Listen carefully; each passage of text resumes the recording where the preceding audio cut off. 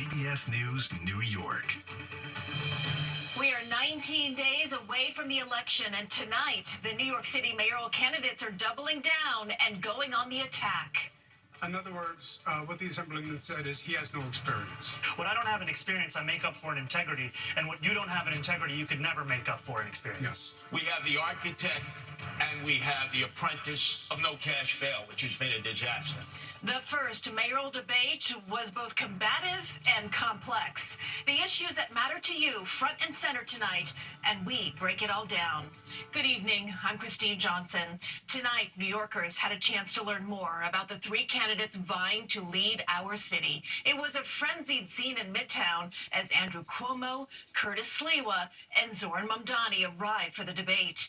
Inside, the sparks were flying as they squared off on issues and controversies ahead of the November 4th election. Political reporter Marcia Kramer is here to break it all down for us tonight. Marcia, it was quite a debate. It was indeed, Christine. In fact, it might have been a lot easier for everyone if instead of a debate, Zoran Mamdani and Andrew Cuomo simply put on a pair of boxing gloves and tried to punch each other's lights out. The two men went after each other time and time again, which is clearly frustrating for Curtis Sliwa. There's high levels of testosterone in this room. It was the understatement of the night, and it happened barely 13 minutes into a 2-hour debate. Curtis Sliwa also experiencing the frustration of being the forgotten man. Cuomo and Mamdani just wanted to eviscerate each other.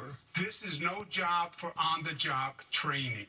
And if you look at the failed mayors, they're ones that had no management experience. Don't do it again. I have the experience of having served in the New York State Assembly for 5 years and watching a broken political system. And what all of that experience has shown me, which Mr. Cuomo can't seem to understand, is that it is far too expensive and far too hard for New Yorkers to afford to live in this city. He literally has never had a job. On his resume, it says he interned for his mother. You could have a hurricane, you have, God forbid, a 9/11, a health pandemic. And if we have a health pandemic, then why would New Yorkers turn back to the governor who sent seniors to their death in nursing homes? The wide-ranging debate dealt with public safety, affordability, free buses, the need for more housing, and the ability to stand up to Donald Trump. But time and time again, it seemed to go back to anti-Semitism and whether Israel has the right to exist as a Jewish state. The Assemblyman still won't say he believes that Israel has the right to exist as a Jewish state. He is a divisive personality. I've said time and again that I recognize Israel's right to exist. I've said that I will not recognize any states. I said that I will not as a Jewish state. If I would be allowed to finish, okay, that I would not recognize any state's right to exist with a system of hierarchy on the basis of race or religion. Jews are under attack now more than ever before. And I don't believe either of you have the capabilities of protecting them with increased anti-Semitism. I don't think in any way the Assemblyman is representative of the Muslim community. Many of his positions don't even follow the Muslim faith. You know, it took Andrew Cuomo being beaten by a Muslim candidate in the Democratic primary for him to set foot in a mosque. It's been an hour and 20 minutes of this debate, and we haven't heard Governor Cuomo say the word affordability. That's why he lost the primary. Although Mamdani was endorsed by Governor Hochul, he wouldn't endorse her re-election. Neither would Cuomo or Sliwa. Sliwa's best line was attacking Mamdani's plan to limit police response in domestic disputes. With this new police outrage unit, will endanger women and children in domestic violence situations. They will be killed. They will be maimed. So what did we learn? Well, we also learned that Mamdani has bought marijuana legally. Sliwa smoked medical marijuana. Andrew Cuomo is not into weed. Each of them spends about $150 a week on groceries, and egg and cheese on a roll is the fave bodega breakfast order for all three. No salt for Cuomo and Sliwa. Mamdani spices his up with jalapenos. Egg and cheese on a roll. They're just like us, Marcia. So next week, one more debate, right? God, only one more. Okay. Thank you, Marcia. And do stay with us. For leading up to this election day, on our website, you'll find a live blog of this debate.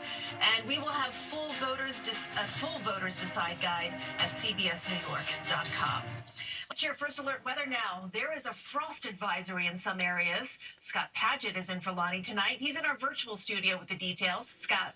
Hey there, KJ. Yeah, already cooling down for tonight. Our first alert Chevy flyby right there. And as we take a look at where we're sitting right now as far as temperatures are concerned, in this city, 51 degrees our current temperature. But temperatures around the tri-state, yeah, we're cooling down. East Brunswick in the low 40s for us. West Village, 45 for tonight. These are the lows, actually. Liberty down to 36, 40 in Ossining. Fishkill, 34 degrees. And with that in mind, in Fishkill, that's where we are dealing with the frost advisory. It's going to open up the floor, show you where we have that frost advisory for tonight. It's east sides there of Ulster County. You can't see through parts of Dutchess County. Temperatures tonight about 33 to 38 degrees in the frost advisory area. Now there's a lot of sunshine on the way for your Friday. Temperatures still below average by the end of the weekend. Back into the 70s for highs. We'll have more on that coming up, KJ. Okay, Scott, thank you.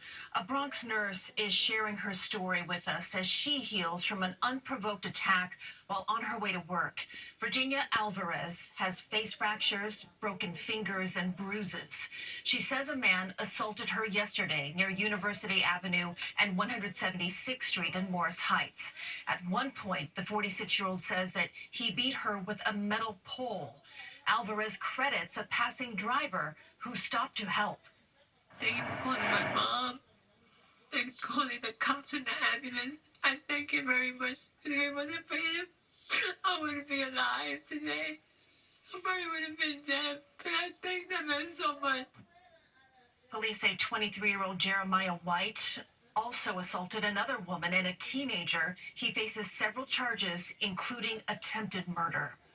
We have an update on the parking garage that partially collapsed in White Plains. More than a dozen vehicles were crushed, and now we have learned at the time of yesterday's collapse, the 50-year-old garage on Hale Avenue was undergoing extensive repair work. A section of the 5th floor buckled and then fell onto parked vehicles. Thankfully, no one was hurt, but hundreds of cars are still trapped inside as crews assess the safety of their removal. Tonight was the first school board meeting since word spread that some